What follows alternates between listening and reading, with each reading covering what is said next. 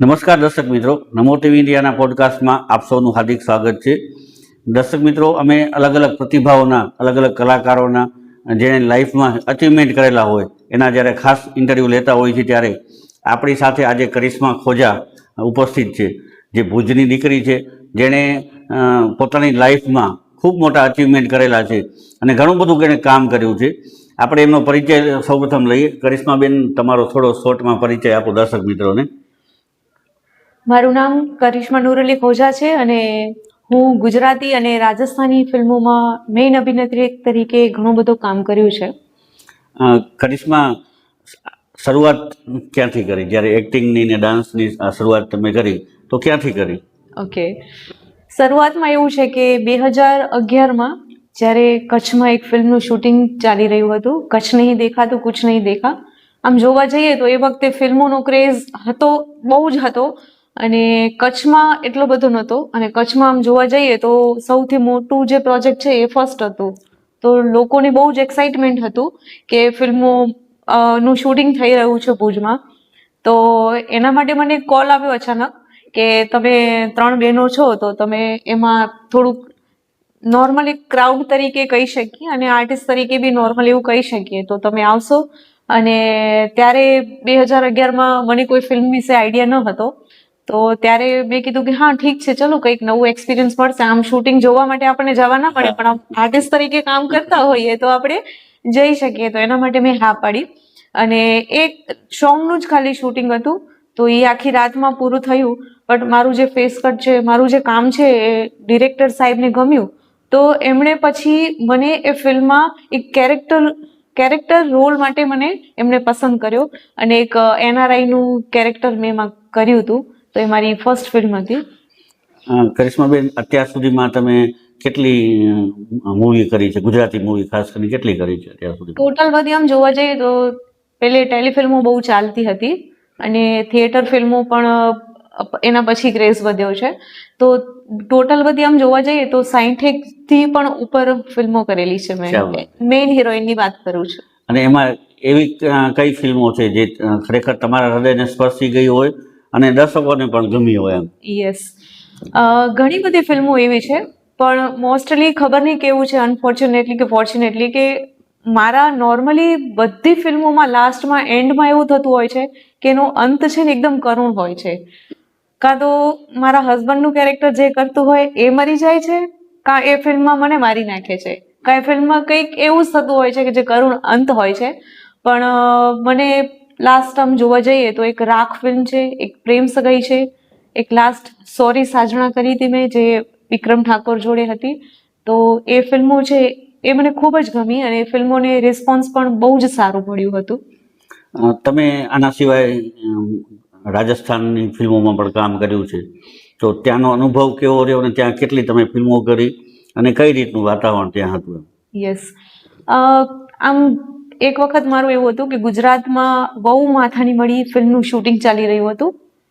તો એ ફિલ્મ દરમિયાન એવું હતું કે પ્રોજેક્ટ પત્યું અને મને તરત જ એક ફિલ્મની રાજસ્થાનથી ઓફર આવી, કેમ કે લાસ્ટ ટાઈમે એ ફિલ્મમાં જે હિરોઈન કામ કરવાની હતી ને એણે પછી એન્ડ ટાઈમ ઉપર કંઈક તબિયત સારી નથી કે એવું હતું, તો અચાનક એ લોકોને મારું કોન્ટેક્ટ નંબર મળ્યું હશે તો મને કોન્ટેક્ટ કર્યો અને પછી હું કંઈ પણ જાણ્યા કર્યા વગર હું ત્યાં ગઈ હતી. પ્રોજેક્ટની મને ખબર હતી, સ્ક્રિપ્ટની મને ખબર હતી, પણ રાજસ્થાનમાં મારી ફર્સ્ટ એન્ટ્રી હતી. તો એ જગ્યાએ હું ગઈ તો પહેલે તો મને સ્ક્રિપ્ટ લખેલી હતી, પણ સ્ક્રિપ્ટમાં મને કંઈ સમજાય જ નહીં, ખબર જ ના પડે, કેમ કે એકદમ રાજસ્થાની લેંગ્વેજ, મારવાડી લેંગ્વેજ હતી, જોધપુરી, તો મને સમજાય જ નહીં બિલકુલ. પણ ખાલી આમ વાંચીને જેમ ગોખીને બોલીએ ને, તો શરૂઆતમાં તો 4-5 દિવસ તો એવું જ ચાલ્યું, મને પોતાને જ ખબર નથી કે હું શું કરી રહી છું, પણ હું કેરેક્ટરમાં હતી, કેમ કે મને સ્ક્રિપ્ટ એ લોકોએ હિન્દીમાં સમજાવી હતી કે તમારું આ કેરેક્ટર છે. અને એના પછી 8-9 દિવસ જેટલું થયું, શૂટિંગ 20 દિવસનું હતું, 8-9 દિવસની અંદર એકદમ પ્રોપર હું મારવાડી બોલતી થઈ ગઈ હતી, કેમ કે મેં દિલથી કામ કર્યું હતું અને મને એવું હતું કે હવે મને એક નવું ચાન્સ મળ્યો, નવો મોકો મળ્યો છે એક રાજસ્થાનીમાં ફિલ્મોમાં કામ કરવા માટે. તો એના માટે મેં રાજસ્થાનમાં એન્ટ્રી કરી અને પછી એના પછી મેં રાજસ્થાનની બહુ બધી ફિલ્મો કરી છે અને રાજસ્થાની એ જ પ્રોડક્શન જોડે મેં હિન્દીમાં બી ઘણી બધી ફિલ્મો કરી છે, જેમ કે ખાખી ફિલ્મ હતી, પછી આલ્બમો પણ બહુ જ બધા કર્યા છે. ત્યાંના જે રાજસ્થાનના જે સારામાં સારા કલાકારો છે એમની જોડે પણ ઘણું કામ કર્યું છે. આપણે ગુજરાતની વાત કરીએ તો ગુજરાતી ફિલ્મના જે મોટી મોટી હસ્તીઓ છે એમાં તમને કોઈ ઇન્સ્પાયર કર્યા હોય કે તમને જેના થકી તમે ઇન્સ્પાયર થયા હો એવું કાંઈ? ઇન્સ્પાયરમાં તો એવું છે કે ઘણા બધા લોકો એવા હોય છે કે જે મોટા કલાકાર તો હોય જ છે, સાથે સાથે નાના કલાકાર હોય છે એ પણ આપણને એટલો સપોર્ટ કરે છે કે આપણે એની સાથે કામ કરવા માટે કંઈક નવું શીખવા મળે છે આપણે જે બી કરતા હોઈએ છીએ. તો અત્યારે આપણે ગુજરાતમાં જોવા જઈએ તો ખાસ વિક્રમભાઈ ઠાકોરનું નામ બહુ જ ચાલે છે. આમ કહેવાય ને કે આપણા ગુજરાતના સલમાન ખાન એટલે વિક્રમભાઈ ઠાકોર, પણ એમની સાથે બહુ એક સુપરસ્ટાર કહેવાય છે. પણ જ્યારે આપણે એની સાથે હોઈએ ને શૂટિંગ દરમિયાન કામ કરતા હોય ને તો નાના નાના દરેક આર્ટિસ્ટને ખૂબ બધો સપોર્ટ કરે છે. તો એમણે પણ મને સપોર્ટ કર્યો છે. સાથે એક મારી સેકન્ડ લાસ્ટ ફિલ્મ હતી, મુખી ફિલ્મ કરી હતી. જીત ઉપેન્દ્ર સર છે, જેમનું નામ સાંભળ્યું જ હશે દરેક લોકોએ. તો એમની સાથે પણ કામ કર્યું, જેમનું નામ તો બહુ જ ઉપર છે. આપણે એમની સાથે મેં કામ કર્યું તો મને હું એકદમ લકી માનું છું. પણ એમણે પણ ઘણું બધું શીખવાડ્યું જ્યારે આપણે શીખતા હતા ત્યારે.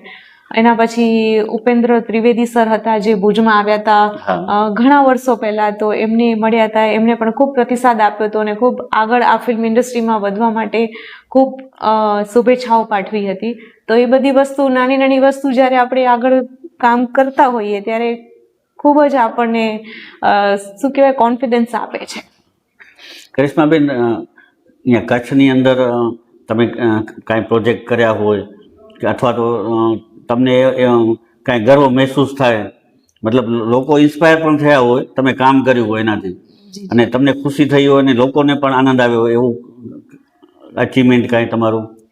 એટલે એવું છે કે કચ્છમાં કામ કરીએ, અચીવમેન્ટમાં તો ઘણા બધા આપણે કામ કર્યા છે ને કચ્છના લોકોને ગમ્યું હોય તો કચ્છની હું દીકરી છું અને કચ્છની દીકરી જો આગળ વધતી હોય ને કામ કરતી હોય તો લોકો ખૂબ જ ખુશ થવાના જ છે અને ખૂબ બધો સપોર્ટ પણ કર્યું છે આખા કચ્છે.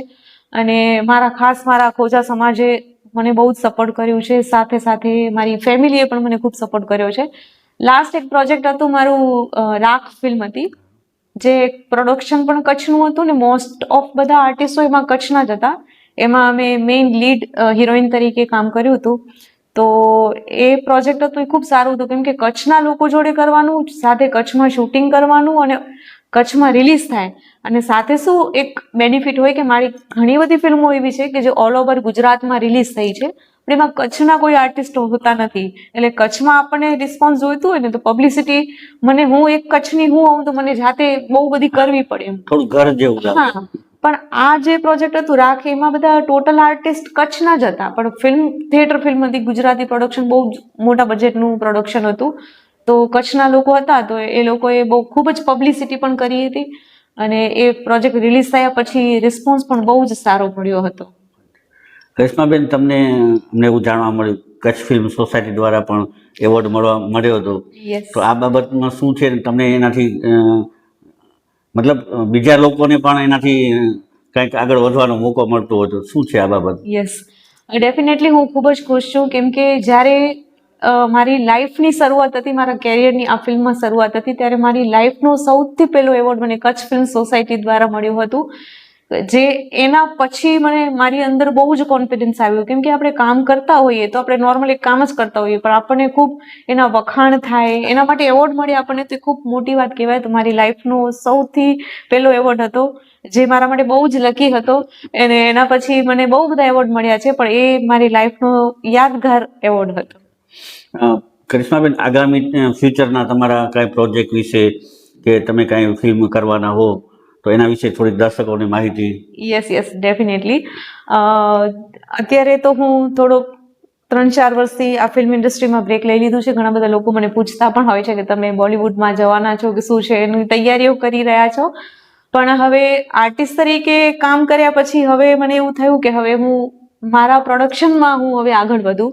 તો એઝ અ ફાઇનાન્શિયલ પ્રોડ્યુસર તરીકે મારા ઘણા બધા પ્રોજેક્ટો આવી રહ્યા છે. ફિલ્મ્સ સિવાયના બી ઘણા બધા છે, તો એ ઘણા બધા આવી રહ્યા છે જે હું સમય આવતા ડિક્લેર કરીશ ચોક્કસ. ખૂબ સરસ રીતે તમે વાત કરી. અને કચ્છની દીકરી જ્યારે આગળ વધતી હોય ત્યારે ખરેખર આખા કચ્છ માટે ગૌરવની બાબત કહેવાય. નમો ટીવી ઇન્ડિયા ન્યૂઝ ચેનલ પણ આપના આગામી ફ્યુચર માટે આપને શુભેચ્છાઓ પાઠવે છે. મારો તમને એક અંતિમ સવાલ અને મતલબ એક રજૂઆત નાનકડી જી જી. કે હવે કચ્છની દીકરીઓ માટે અને એ લોકોને પ્રેરણા મળે એના માટે તમે એમને શું સંદેશ આપશો? ચોક્કસ. જો શરૂઆતમાં આપણે કામ કરતા હોઈએ ત્યારે આપણે બહુ બધું આપણે સ્ટ્રગલ કરવું પડતું હોય છે, મહેનત કરવી પડતી હોય છે, આપણે આપણા પોતાની ઉપર એક કોન્ફિડન્સ લાવવો પડતું હોય છે કે હું આ કરી શકું છું. અને શરૂઆતમાં જ્યારે ઘણા બધા લોકો એવા છે કે વિચારતા હોય છે કે મને એક્ટિંગ નથી આવડતી આમ તેમ, અને જે તે સમયે હું આ ફિલ્મ લાઈનમાં આવી ત્યારે ટિકટોક ને રીલ્સ ને એવું બધું હતું નહીં, મને એક્ટિંગનો આઈડિયા ન હતો. અને મારી ફાઇનાન્શિયલ કન્ડિશન એવી ન હતી કે હું મુંબઈમાં કે અમદાવાદમાં કે જઈને હું એક્ટિંગ ક્લાસ કરી શકું.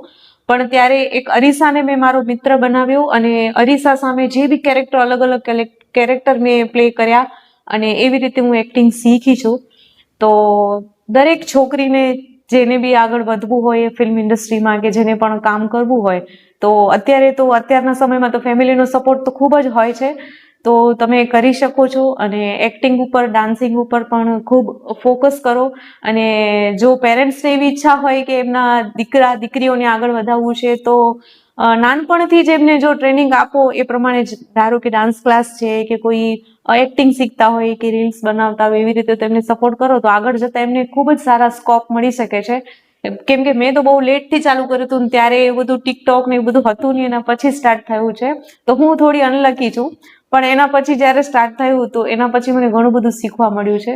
તો ડેફિનેટલી એમાં ટ્રાય કરવી જોઈએ અને છોકરીઓ આપણા કચ્છની આગળ વધે તો કચ્છ માટે પણ ગૌરવની વાત કહેવાય છે. અને ઘણી બધી છોકરીઓ કામ કરે પણ છે આગળ બહુ જ. અત્યારે તો ટેકનોલોજીનો યુગ છે ને સોશિયલ મીડિયાનો યુગ છે, Yes, yes. ત્યારે તમારા જેવી પ્રતિભાઓ દ્વારા બીજા લોકોને જે ઇન્સ્પાયર કરવાનું કામ કરવામાં આવે ખરેખર બહુ સુંદર વસ્તુ છે.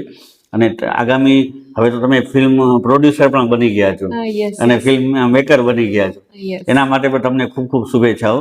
દર્શક મિત્રો, કરિશ્મા ખોજાએ આપણી સાથે વાર્તાલાપ કર્યો અને ખૂબ સરસ રીતે એમણે કામની બધી વસ્તુની વાત કરી.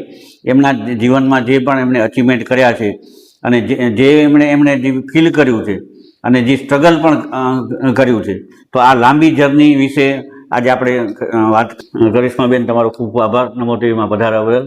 Thank you so much.